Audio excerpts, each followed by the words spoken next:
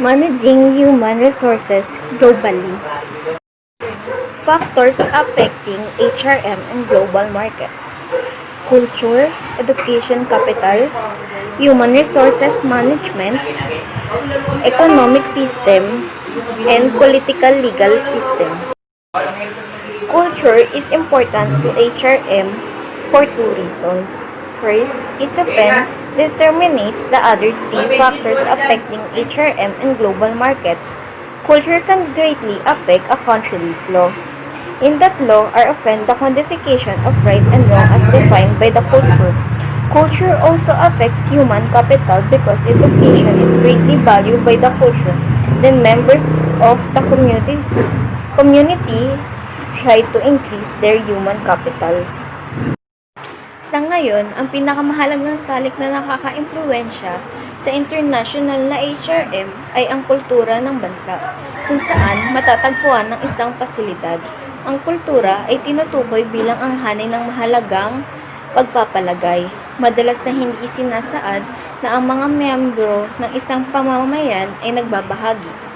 Ang mga nagpapalagay na ito ay binubuo ng mga paniniwala tungkol sa mundo at kung paano ito gumagana. At ang mga ideya na nagkakahalaga, nagsusumikap para sa kultura ay mahalaga sa HRM sa dalawang kadahilanan.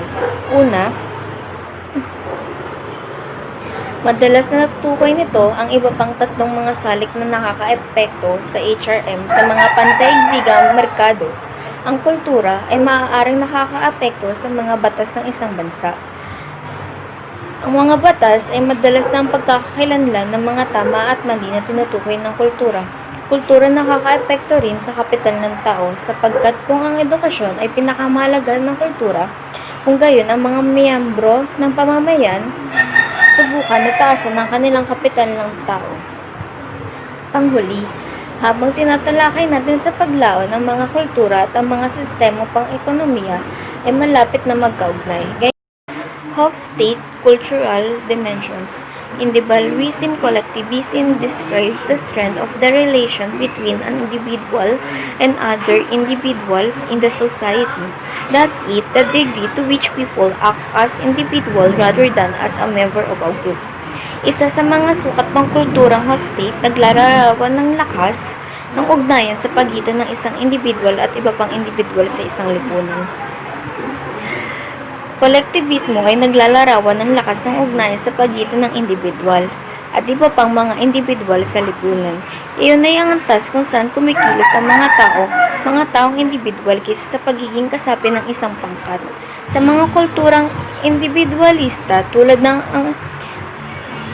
Estados Unidos at Netherlands at Great Britain, ang mga tao ay naasahang alagaan ng kanilang sariling interes ng kanilang mga pamilya. Inaasahan ang individual na tumayo sa kanyang sariling mga paa sa halip na protektahan ang pangkat sa mga kolektibong kultura tulad ng Colombia, Pakistan at Taiwan. Ang mga tao ay inaasahang magbantay ng interes ng mas malaking pamamayanan na inaasahang maprotektahan ang mga tao kapag nasa kaguluhan sila. Power distance concern how a culture deals with hierarchical power relationship, particularly the unequal distribution of power. Isa sa mga sukat pang kulturang naglalarawan kung paano makitungo sa isang kultura. Ang pangalawang dimensyong distansya ng kuryente ay may kinalaman sa kung paano nakikipag-usap ang isang kultura sa hierarchical power, mga ugnayang partikular ang hindi pantay na pamamahagi ng kapangyarihan.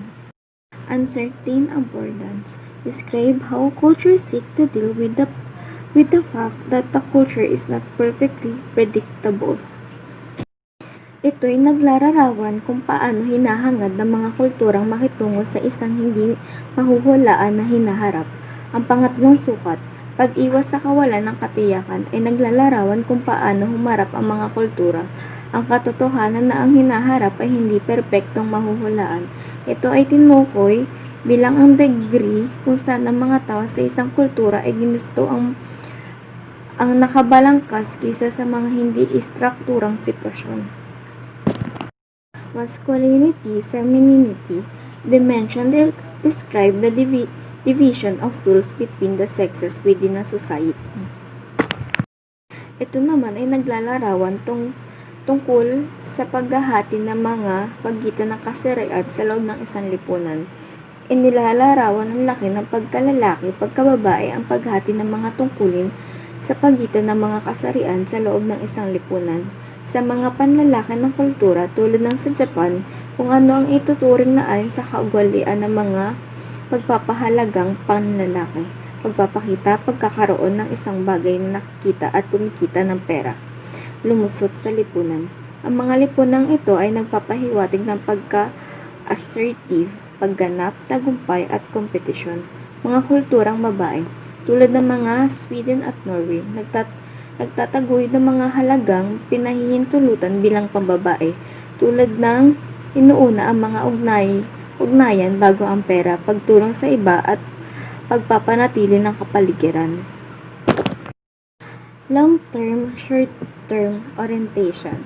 Culture high on the long-term orientation focus on the future and hold values in the present that will not necessarily provide an immediate benefit, such as thrift, saving, and persistence. Ikalimang dimensyon ay nagmula sa pilosopiya ng mga malayong silangan at tinukoy sa bilang pangmatagalang panandaliang oryentasyon. Ang mga kulturang mataas sa pangmatagalang oryentasyon nakatuon sa hinaharap at nagtataglay ng mga halagang sa kasalukuyan na hindi kinakailangan magbigay ng agarang benepisyo tulad ng pag-iimpok, pagtitipid at pagtsatsaga. Ang mga kulturang ito ay nakatuon sa nakaraan at kasalukuyan at nagtataguyod sa paggalang sa tradisyon at para sa pagtupad sa mga obligasyong panlipunan. Implications of culture for HRM. Cultures have an important impact on approaches to managing people. As we discuss later, the culture can strongly affect the education human capital of a country, the political legal system, and the economic system. As Yusuf found, culture also has a profound impact on a country's economic health by promoting certain values that either aid or inhibit economic growth. Ang mga kultura ay may mahalagang epekto sa mga diskarte sa pamamahala ng mga tao. Habang tinatalakay natin kaulanan, ang kultura ay maaaring makakaapekto sa edukasyon, pantao, kapital ng isang bansa, ang pampolitika, legal na sistema, at ang sistemang pang-ekonomiya. Education human capital. A company's potential to find and maintain a qualified workforce is an important consideration in any decision to expand into a foreign market. Thus, a country human capital resources can be an important HRM issue. Human capital refers to the productive capabilities of individuals, that is, the knowledge, the skill, and experience that have economic value. Ang potensyal ng isang kumpanya na makahanap at mamanatili ang isang kwalipikadong trabahador ay isang mahalagang pagsaalang-alang sa anumang desisyon na palawakan sa isang banyagang merkado. Sa ganyan, ang mga mapagkukunang pantao ay maaaring maging isang mahalagang issue ng HRM. Ang kapital ng tao ay tumutukoy sa produktibo kakayahan ng mga individual. Iyon ay ang kaalaman, kasanayan at karanasan na may pang-ekonomiyang halaga. Political legal system. A country's economic system influences HRM in a number of ways. As previously discussed, a country's culture is integrally tied to its economic system, and this system provides many of the incentives for developing human capital. Sistemang legal na madalas na nagdidikta ng mga kinakailangan para sa ilang mga kasanayan sa HRM, tulad bilang pagsasanay, compensations, pagkuha, pagpapaputok at pagtanggal sa trabaho.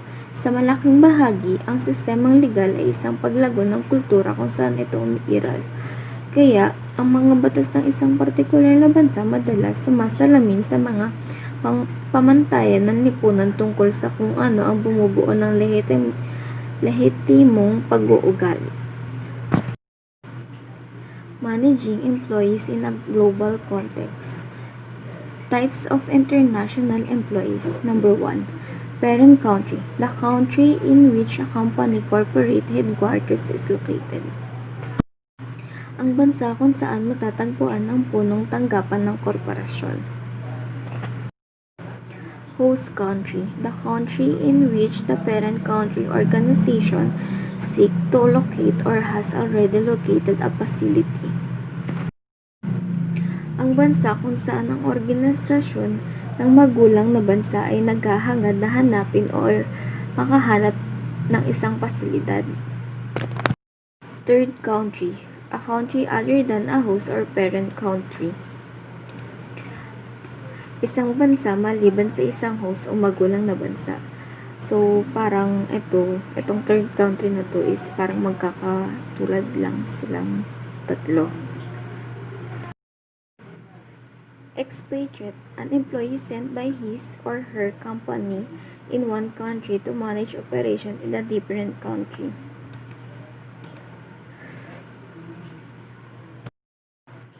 Isang empleyado na pinadala ng kanyang kumpanya sa isang bansa upang pamahalaan pagpapatakbo sa isang bansa. Parent Country Nationals, PCNS. Employees who were born and live in a parent country. Mga empleyado na pinanganak at nakatira sa isang magulang na bansa. Host Country Nationals, HCNS. Employees who were born and raised in the host, not the parent country. Mga empleyado na pinanganak at lumakas sa host at hindi sa magulang na bansa. Third Country Nationals, TCNS. Employees born in a country other than the parent or host country. Mga empleyado na sinilang sa isang bansa maliban sa magulang o host country. Levels of global participation. We often hear companies refer to as multinational or international. However, it is important to understand the different levels of participation in international markets. This is especially important because as a company becomes more involved in international trade, different types of HRM problems arise. Mga kumpanyang tinutukoy bilang multinational or international. Gayunpaman, ito ay mahalaga upang maunawa ng iba't ibang mga antas ng pakikilahok sa mga international na merkado. Ito ay lalong mahalaga sapagkat bilang isang kumpanya ay naging mas kasangkot sa pangkalakal na kalakalan. Iba't ibang mga uri ng mga problema sa HRM ang lumitaw. Domestic.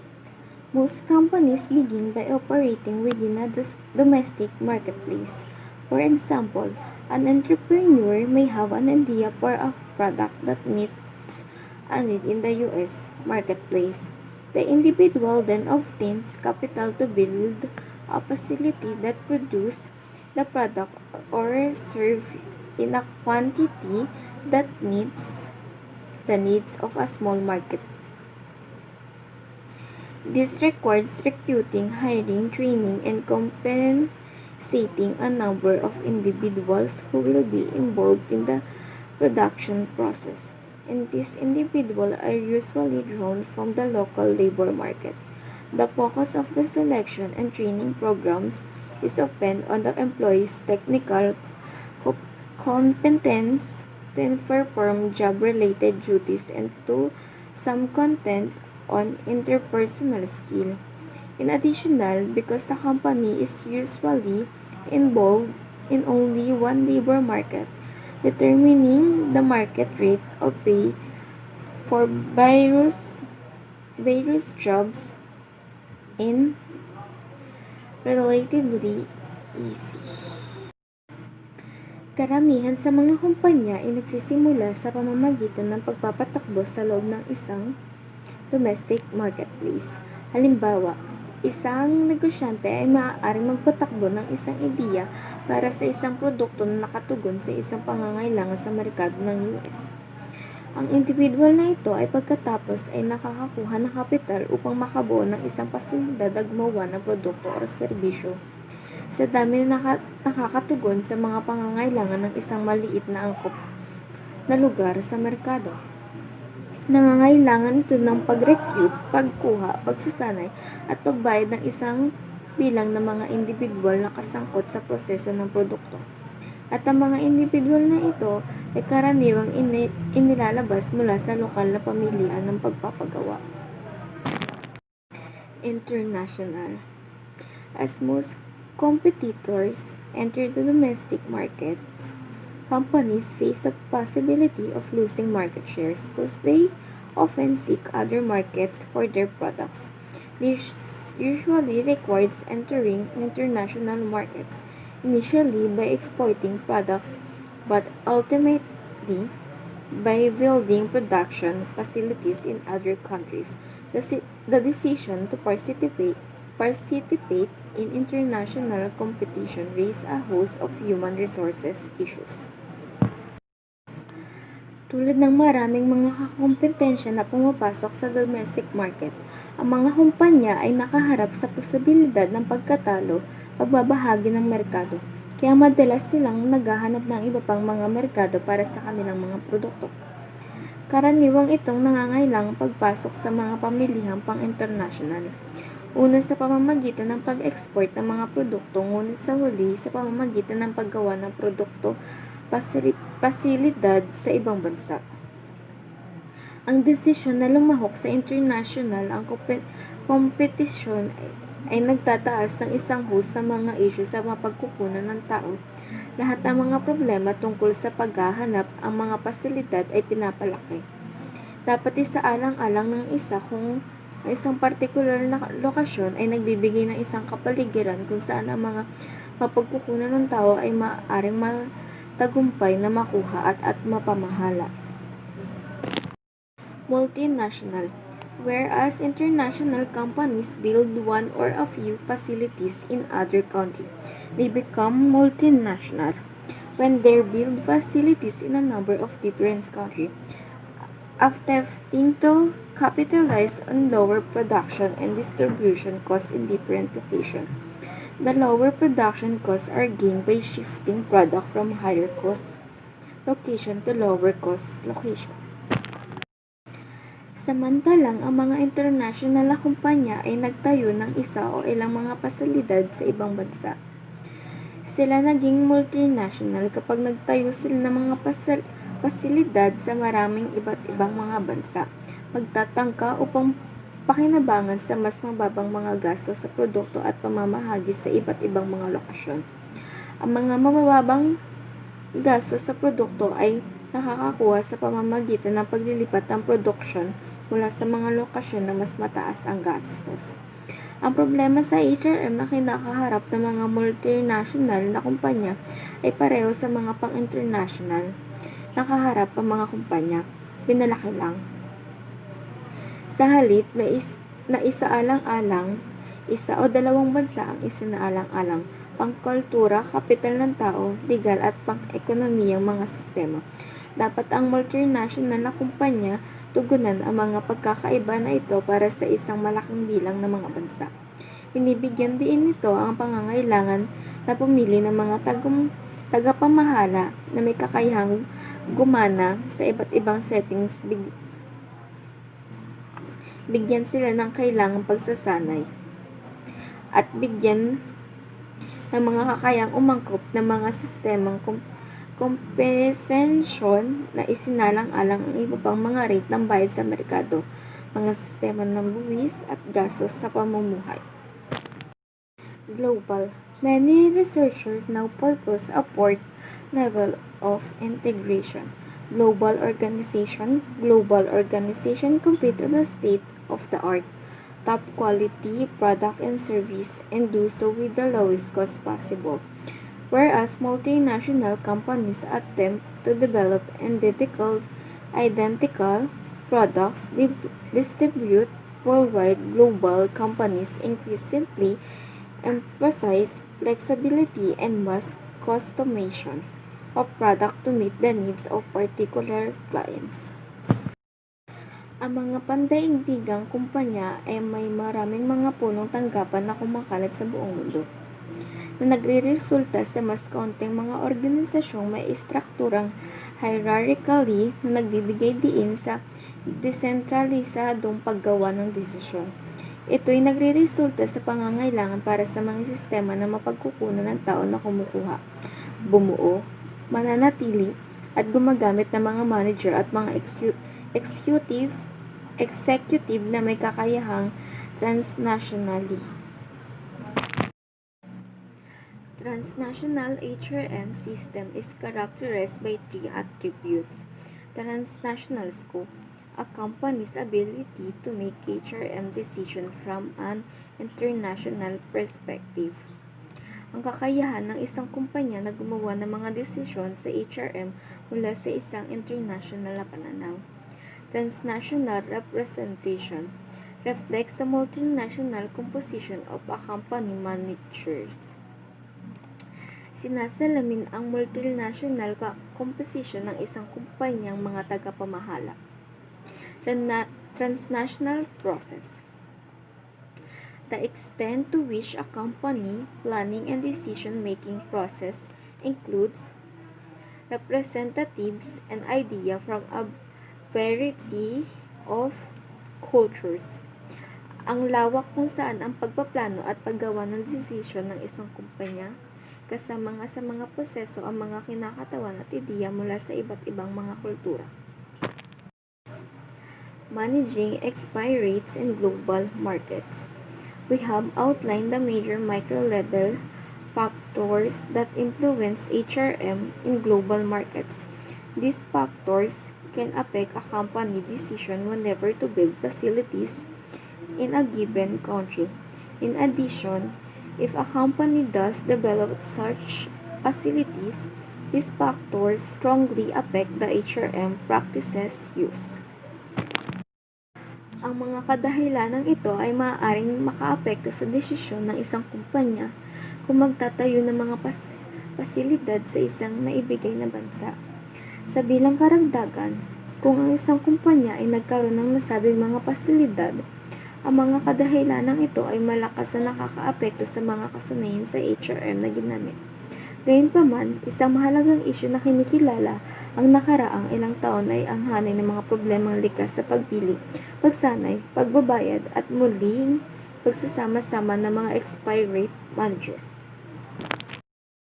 Selection of expiry rate manager.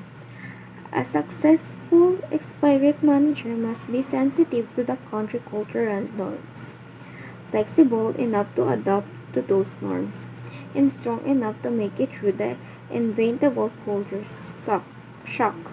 In addition, the manager's family must be similarly capable of adapting the new culture. These adaptive skills have been categorized into three dimensions. Ang mga tagapamahala ng expiry rate ay dapat na may kakayahang pan-technical sa lugar ng pagpapatakbo. Kung hindi nila makukuha ang respeto ng mga sangkop. Gayunpaman, pan-technical ang kakayaan ay halos nag-iisang variable na ginagamit sa pagpapasya kung sino ang ipapadala sa ibang bansa. Takdang aralin sa kabila ng katotohanan kailangan ang maraming kasanayan para sa matagumpay na pagganap sa mga takdang aralin na ito. Ang isang matagumpay na manager ng expiry rate ay dapat maging sensitibo sa mga pamantayan sa kultura ng bansa. Sapat na kakayahang umangkop upang umangkop sa mga pamantayan na iyon. At sapat na malakas upang maisagawa ito sa pamamagitan ng hindi maiiwasang pagkabigla ng kultura. Bilang karagdagan, ang pamilya ng manager ay dapat may parehong kakayahang umangkop sa bagong kultura. The self dimension, the skills that enable a manager to maintain a positive self-image and psychological well-being. Mga kasanayan na nagbibigay daan sa isang manager na mamapanatili ang isang positibong imaheng sarili at kagalingan. The relationship dimension, the skill required to foster relationship with the host country national. Mga kasanayang kinakailangan upang pagyamanin ang mga relasyon sa host country. The perception dimension, those skills that enable a manager to accurately perceive and evaluate the host environment. Mga kasanayan na nagbibigay daan sa isang manager na tumpak na makilala at suriin ang kapaligiran ng host. Training and development of expirates. Once an expirate manager has been selected, it is necessary to prepare that manager from the upcoming assignment because this individual already have job-related skill. Some firms have focused development efforts on cross-cultural trainings. Kapag napili ng isang expirate manager, kinakailangan ihanda ang manager na iyon para sa darating na takdang aralin. Dahil ang mga individual na ito ay meron ng mga kasanayan na uugnay sa trabaho. Ang ilang mga firm ay nakatuon ang pagsisikap sa pag-unlad sa pagsasanay ng cross-cultural, isang pagsusuri ng panitikan ng pagsasanay na pangkultura ay natagpuan ang suporta para sa paniniwala ng kasanayan ng cross-cultural ay merong epekto sa pagiging epektibo. Kinakailangan nito ang pagbibigay diin sa ilang mga aspeto ng pagiging sensitibo sa kultura. Compensation of expirate. One of the most troublesome aspects of managing expirates is determining the compensation package. As previously discussed, this package average $250,000, but it is necessary to examine the exact breakdown of this package. Most use a balance sheet approach to determine the total package level. Ang isa sa mga mas mahirap na aspeto ng pamamahala ng mga expired ang pagtukoy ng kabayarang pakete tulad ng naunang tinalakay. Ang mga package na ito ay average ng $250,000, ngunit ito ay kinakailangan upang suriin ang eksaktong pagkasira ng mga package na ito. Karamihan ay gumagamit ng isang sheet balance upang matukoy ang kabuuang antas ng package. Ang pamamarang ito ay nangangailangan ng pagbuo ng isang kabuuang package ng kabayaran na pantay-pantay sa kapangyarihan ng pagbili ng expirate manager. Kasama ang mga empleyado sa magkatulad na posisyon sa sariling bansa at nagbibigay ng mga insentibo upang mabawi ang mga abala na naganap sa lokasyon.